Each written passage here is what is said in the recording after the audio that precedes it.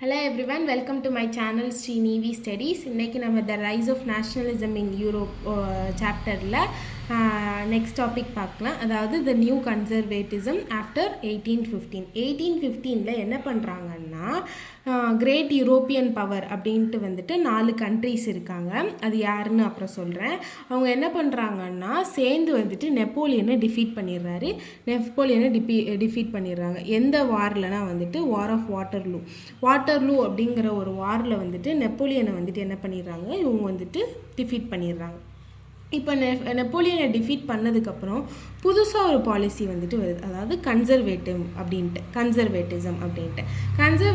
அப்படின்ட்டுனா என்னன்னு பார்த்தோம்னா political philosophy that stress the importance of tradition, established institution and custom, preferred gradual development to quick change. அதாவது என்னென்னா it is a political philosophy. அதாவது என்ன சொல்ல வராங்கன்னா ட்ரெடிஷன் நம்மளுக்கு வந்து நம்மளோட கலாச்சாரம், நம்ம அந்த காலத்தில் இருந்த அந்த ஒரு கலாச்சாரம், இது வந்துட்டு நம்ம வந்து கன்சர்வ் பண்ணணும். அது வந்து எந்த சேஞ்சும் வந்துடக்கூடாது. அப்புறம் வந்துட்டு கஸ்டம், அதாவது நம்ம இப்படி இருந்தோம்னா இப்படி தான் இருக்கணும், புதுசாக எந்த ஒரு சேஞ்சும் வரக்கூடாது. இப்போ மொனார்க்கின்னு இருந்ததுன்னா அந்த மொனார்க்கியை வந்து நம்ம அப்படியே ரீஸ்டோர் பண்ணி வச்சுக்கணும் அப்படின்ட்டு சொல்கிறாங்க. அப்புறம் வந்துட்டு என்ன சொல்கிறாங்கன்னா கிராஜுவல் டெவலப்மெண்ட்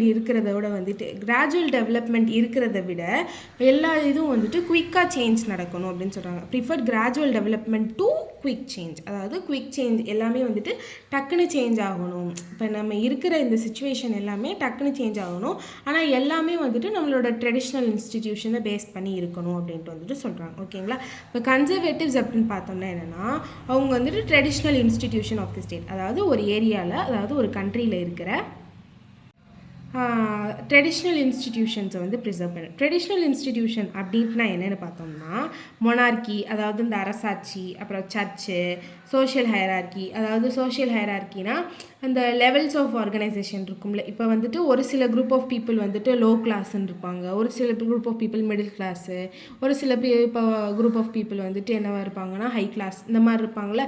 இந்த மாதிரி சோஷியல் ஹைரார்க்கியும் ப்ரிசர்வாக இருக்கணும் அப்படின்ட்டு சொல்கிறாங்க. அப்புறம் ப்ராப்பர்ட்டி, ஃபேமிலி, இது எல்லாமே வந்துட்டு ப்ரிசர்வ் ஆகணும் அப்படின்ட்டு சொல்கிறாங்க. ஓகேங்களா? ஆனால் வந்துட்டு என்ன சொல்கிறாங்கன்னா கன்சர்வேட்டிசம் இந்த மாதிரி மொனார்க்கி இந்த மாதிரி இருந்தாலுமே வந்துட்டு ப்ரீ ரெவல்யூஷனரி டேஸ், அதாவது அந்த ரெவல்யூஷன் நடந்துச்சு, அதாவது மொனார்க்கிக்கு முன்னாடி மொனார்க்கியை எதிர்த்து வந்துட்டு ரெவல்யூஷன் நடந்துச்சா, அதாவது எங்களுக்கு மொனார்க்கி வேணாம், எங்களுக்கு வந்துட்டு எங்கள் சிட்டிசன் அதாவது நாங்கள் தான் வந்துட்டு ஆட்சி புரியணும் அப்படின்ட்டு வந்துட்டு ரெவல்யூஷன் நடந்துச்சுல. அந்த ரெவல்யூஷனுக்கு முன்னாடி இருந்த காலம், அதாவது இருந்த மொனார்க்கி அப்படியே வேணாம். ஏன்னா இருந்த மொனார்க்கி வந்து என்னவாக இருந்ததுன்னா ஒரு மாடர்னைசேஷன் கிடையாது. அதாவது எப்படின்னா ரொம்ப பழமை வாய்ந்ததாக இருந்தது, எந்த ஒரு டெவலப்மெண்ட்டை அந்த மாதிரி எதுவுமே இல்லாமல் இருந்தது, ரொம்ப ப்ரிமிட்டிவாக இருந்தது. அதனால வந்துட்டு no return to pre revolutionary days, ரெவல்யூஷனுக்கு முன்னாடி இருந்த டேஸ், அப்போ இருந்த மொனார்க்கி வேணாம், ஆனால் மொனார்க்கி தான் எங்களுக்கு வேணும், ஆனால் அப்போ இருந்த மொனார்க்கி வேணாம் அப்படின்ட்டு சொல்கிறாங்க. ஓகேங்களா? இப்போ என்னென்னா நெப்போலியன் வந்தாரா, நெப்போலியன் வரையிலே வந்துட்டு என்ன பண்ணிட்டாருன்னா அவர் மாடர்னைசேஷன் கொண்டு வந்துட்டார். மாடர்னைசேஷன்னா என்னென்னா எல்லா இதுலேயுமே வந்துட்டு என்ன பண்ணிட்டாருன்னா ஒரு எல்லாத்துலேயுமே வந்துட்டு டெக்னாலஜி இந்த மாதிரி இது வந்துட்டு கொஞ்சம் இம்ப்ரூவ் பண்ண ஆரம்பிச்சிட்டாரு. இப்போ ஆர்மி அப்படின்ட்டு பார்த்தாலுமே எல்லாமே வந்துட்டு கொஞ்சம் இம்பவரைஸ்டாக இருந்தது. ஓகேங்களா? இது எல்லாமே என்ன சொல்கிறாங்கன்னா இந்த மாடர்னைசேஷன் என்ன பண்ணுவாங்க வந்துட்டு இட் குட் ஸ்ட்ரென்தன் தி மொனார்க்கி அப்படின்னு சொல்கிறாங்க. அதாவது மொனார்க்கி ஸ்ட்ரென்தன் பண்ணும் அப்படின்ட்டு சொல்கிறாங்க. ஸோ எங்களுக்கு வந்து அந்த மாடர்னைசேஷன் வந்துட்டு ரிட்டைன் ஆகணும், எங்களுக்கு தேவை தான் அப்படின்னு. அதாவது என்னென்னா மாடர்ன் ஆர்மி வந்துட்டு என்னென்னா வந்துட்டு ஸ்டேட் பவரை வந்துட்டு எஃபெக்டிவ் அண்ட் ஸ்ட்ராங்காக மாற்றும்.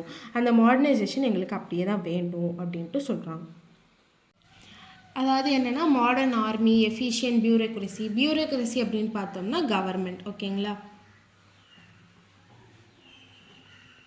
பியூரோக்ரசி அப்படின்னு பார்த்தோம்னா எஃபிஷியன்ட் கவர்மெண்ட், அப்புறம் dynamic economy, abolition of feudalism and serfdom, அதாவது கொத்தடிமைகள், இது எல்லாத்தையும் அபாலிஷ் பண்ணுறது வந்து என்ன ஆகும்னா ஆட்டோக்ராட்டிக் மொனார்க்கிஸை வந்துட்டு என்ன பண்ணோம்னா ஸ்ட்ரென்தன் பண்ணும் அப்படின்னு சொல்கிறாங்க. ஓகேங்களா? என்னதான் சர்வாதிகாரம் பண்ணினாலும் ஒரு சில இது வந்துட்டு மக்களுக்கு வந்துட்டு பிரயோஜனமாக இருக்கணும், அவங்களுக்கு வந்துட்டு இருந்த மொனார்க்கி அளவு ரொம்ப ரெஸ்ட்ரிக்ஷன்ஸாக இருக்கக்கூடாது அப்படின்ட்டு வந்துட்டு அவங்க வந்துட்டு மேக் ஷூர் பண்ணுறாங்க. ஓகேங்களா?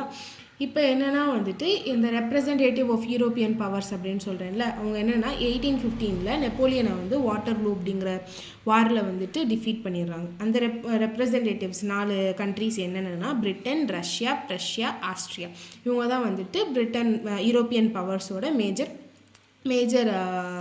கான்ட்ரிபியூஷனுக்கு, அதாவது பெரிய கை யாருன்னா பிரிட்டனு, ரஷ்யா, பிரஷ்யா, ஆஸ்ட்ரியா. இவங்க தான் வந்து பெரிய கை. ஓகேங்களா.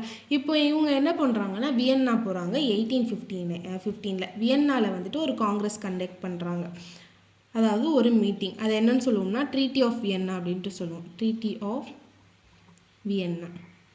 ட்ரீட்டி ஆஃப் வியன்னாவில் என்ன பண்ணுறாங்கன்னா யூரோப்புக்கு வந்துட்டு ஒரு கம்ப்ளீட் செட்டில்மெண்ட் போடுறாங்க. இப்போ வந்து யூரோப்புக்கு வந்து யார் ஒரே பிரச்சனை அப்படின்ட்டு பார்த்தோம்னா யூரோப்புக்கு யாருன்னா இவங்களுக்கு வந்து நெப்போலியன் தான் பிரச்சனையாக இருந்தது. இப்போ நெப்போலியனையும் டிஃபீட் பண்ணிடுறாங்க. நெப்போலியன் டிஃபீட் பண்ணதுக்கப்புறம் இவங்க நல்லா ஃப்ரீயாக இருக்காங்க. இப்போ வந்துட்டு யூரோப்போட கம்ப்ளீட் கண்ட்ரோல் வந்து இந்த 4 கண்ட்ரிஸ் 4 ரீஜன்ஸில் தான் இருக்குது. Britain, Russia, Prussia, Austria. ஓகேங்களா. இப்போ வந்துட்டு என்னென்னா வந்துட்டு இவங்க வந்துட்டு காங்கிரஸ்க்கு யூரோப்புக்கு வந்துட்டு ஒரு செட்டில்மெண்ட் வந்து கொடுக்கணும் அப்படின்ட்டு வந்துட்டு ட்ரீட்டி ஆஃப் வியன்னான்னு சொல்லிட்டு ஒரு காங்கிரஸ் வந்து கண்டக்ட் பண்ணுறாங்க வியன்னால.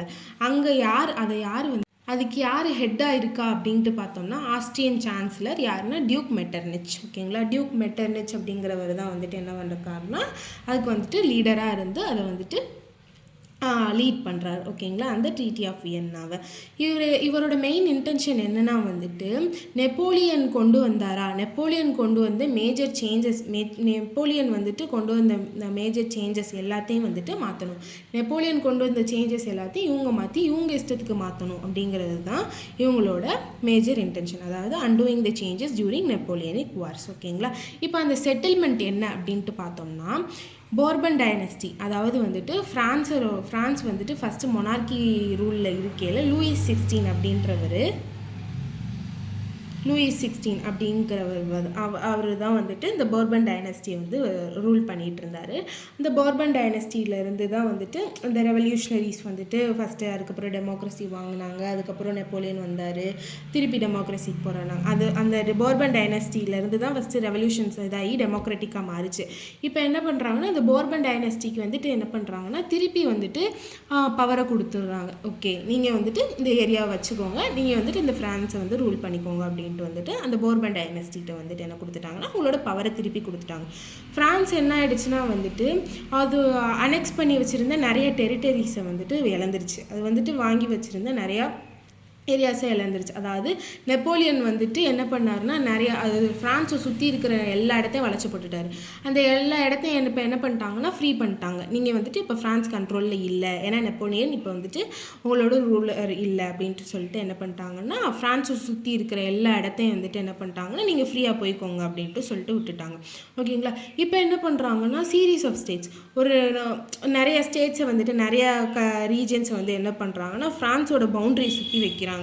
ஃப்ரான்ஸோட பவுண்டரி சுற்றி வைக்கிறாங்க. அதாவது எதுக்குன்னா வந்துட்டு ஃப்ரான்ஸ் வந்து இன்னும் கொஞ்சம் எக்ஸ்பேண்ட் ஆகக்கூடாது. கொஞ்சம் பவர்ஃபுல்லான ஸ்டேட்ஸ் எல்லாம் என்ன பண்ணுறாங்கன்னா ஃப்ரான்ஸோட பவுண்டரி சுற்றி வந்துட்டு ஆர்கனைஸ் பண்ணுறதுனால என்ன ஆகுதுன்னா திருப்பி வந்துட்டு ஃப்ரான்ஸ் வந்து அதோட வந்துட்டு எக்ஸ்பேண்ட் ஆகக்கூடாது. ஃப்ரான்ஸ் வந்துட்டு வேற ஒரு புது லீடர் வந்துட்டு திருப்பி எக்ஸ்பேண்ட் ஆகிடக்கூடாது ஃப்ரான்ஸோட டெரிட்டரிஸ் அப்படிங்கிறதுக்காண்டி ஃப்ரான்ஸோட பவுண்டரியில் வந்துட்டு நிறையா ஸ்டேட்ஸ் வந்துட்டு வைக்கிறாங்க. ஓகேங்களா. இப்போ என்ன ஆகுதுன்னா அந்த ட்ரீட்டி ஆஃப் வியன்னா அந்த செட்டில்மெண்ட் படி பார்த்தோம்னா கிங்டம் ஆஃப் நெதர்லாண்டுங்கிற ஒரு கிங்டம் வந்துட்டு க்ரியேட் பண்ணுறாங்க. அந்த கிங்டமில் என்ன இருக்குன்னா பெல்ஜியமும் வந்துட்டு இன்க்ளூட் பண்ணுறாங்க. ஓகேங்களா. Kingdom of Netherland which included Belgium. இதை வந்து என்ன பண்ணுறாங்கன்னா அந்த நார்த்தில் கொண்டு போய் வைக்கிறாங்க. ஓகேங்களா. ஜெனோவா அண்ட் ஜெனோவாவும் பெட்மெண்ட்டையும் வந்துட்டு சவுத்தில் கொண்டு போய் வைக்கிறாங்க. ஓகேங்களா. அடுத்து வந்து இதெல்லாம் மனப்பாடம் பண்ணுற மாதிரி தான் இருக்கும். கொஞ்சம் 4 தடவை படிங்க, புரிஞ்சிடும். ஓகேங்களா. பிரஷ்யாவுக்கு வந்து என்ன பண்ணுறாங்கன்னா பிரஷ்யா வந்துட்டு அந்த யூரோப்பியன் பவர்ஸில் வந்து ஒரு முக்கியமான கண்ட்ரியில். ஓகேங்களா. இப்போ வந்துட்டு பிரஷ்யா வந்துட்டு என்ன பண்ணுறாங்கன்னா பிரஷ்யாவுக்கு வந்துட்டு இம்பார்ட்டன்ட் டெரிட்டரிஸ் கொடுத்துட்டு ரொம்ப இம்பார்ட்டண்ட்டான டெரிட்டரிஸ் கொடுத்துட்டு அதை வந்து வெஸ்ட்டில் வந்துட்டு வச்சிடுறாங்க. ஓகேங்களா. ஆஸ்ட்ரியாவுக்கு வந்துட்டு நார்த்தன் இட்டாலியோட கண்ட்ரோலில் கொடுத்துட்றாங்க. ஓகேங்களா. German confederation 39 states Napoleon create பண்ணாரா, அந்த 39 ஸ்டேட்ஸையுமே வந்துட்டு அவங்க எதுவுமே பண்ணல, லெஃப்ட் அன்டிஸ்டர்ப் எதுவுமே பண்ணல, அது அப்படியே தான் இருக்குது அந்த 39 ஸ்டேட்ஸ். ஓகேங்களா. இப்போ என்ன பண்ணுறாங்கன்னா ரஷ்யாவுக்கு வந்துட்டு என்ன பண்ணுறாங்கன்னா பார்ட் ஆஃப் போலாண்டில் ஒரு சில பார்ட்ஸ் கொடுக்குறாங்க. ரஷ்யாவுக்கு என்ன பண்ணுறாங்கன்னா போர்ஷன் ஆஃப் சாக்சோனியில் ஒரு பார்ட் கொடுக்குறாங்க. ஓகேங்களா. இவங்களோட மேஜர் இன்டென்ஷன், அதாவது இந்த செட்டில்மெண்ட், இந்த கன்சர்வேட்டிசம், இதோட மேஜர் இன்டென்ஷன் என்னென்னா, அதாவது ரீஸ்டோர் மொனார்கி, அதாவது restore monarchy over throne by Napoleon. அதாவது நெப்போலியன் வந்துட்டு தூக்கி எறிஞ்சார்ல, அந்த ஒரு டைப் ஆஃப் மொனார்கி. அந்த மொனார்கியை வந்து அவங்க வந்து திருப்பி வந்து கொண்டு வரணும் அப்படிங்கிறது தான் இவங்களோட மேஜர் இன்டென்ஷன். என்ன தான் வந்துட்டு இவங்க இவ்வளோ கண்ட்ரோல் பண்ணாலும் இந்த ப்ரெஸ்ஸு, மீடியா இதெல்லாம் வந்துட்டு இவங்களால கட்டுப்படுத்த முடியாது, மக்கள் பேசுகிறத வந்து கட்டுப்படுத்த முடியாது. ஸோ இவங்க என்ன பண்ணிட்டாங்கன்னா சென்சார்ஷிப்பை வந்து இம்ப்ளிமெண்ட் பண்ணிட்டாங்க. சென்சார்ஷிப் அப்படின்ட்டு என்னென்னு பார்த்தோம்னா, அதாவது நம்ம பேசுகிறதுக்கு எந்த ஒரு உரிமையுமே கிடையாது. கவர்மெண்ட், அதாவது நம்மளோட ரூலர் பற்றி பேசுகிறதுக்கு வந்துட்டு எந்த ஒரு உரிமையுமே கிடையாது. அதாவது இப்போ சைனா இந்த மாதிரி ஏரியாலலாம் இருக்கும் பார்த்தீங்களா, அது மாதிரி தான் வந்துட்டு எந்த ஒரு ரைட்ஸுமே கிடையாது. ஓகேங்களா. இப்போ வந்துட்டு என்ன பண்ணுறாங்கன்னா நியூஸ் பேப்பரை கண்ட்ரோல் பண்ணிடுறாங்க, புக்ஸு, பிளேஸு, சாங்ஸு, அதாவது இதெல்லாம் வந்துட்டு மக்களுக்கு வந்து ஃப்ரீடம், லிபரலிசம் இந்த மாதிரி வந்துட்டு ஒரு உணர்வை கொடுக்குமோ இது எல்லாத்தையும் வந்துட்டு அவங்க வந்து கம்ப்ளீட்டாக ஸ்டாப் பண்ணிடுறாங்க. சப்போஸ் யாராவது கவர்மெண்ட் பற்றி பேசினாங்கன்னா அவங்களுக்கு வந்துட்டு ரொம்ப ஸ்ட்ரிக்டான பனிஷ்மெண்ட் கொடுத்தாங்க. அவ்வளோதான். இதோட இந்த பார்ட் முடியுது. நெக்ஸ்ட்டு பார்ட்டில் நம்ம வந்து ரெவல்யூஷனரிஸ் அப்படிங்கிற டாபிக் பார்க்கலாம். உங்களுக்கு இந்த வீடியோ பிடிச்சிருந்தால் லைக் பண்ணுங்கள், ஷேர் பண்ணுங்கள், சப்ஸ்கிரைப் பண்ணுங்கள். தேங்க்யூ.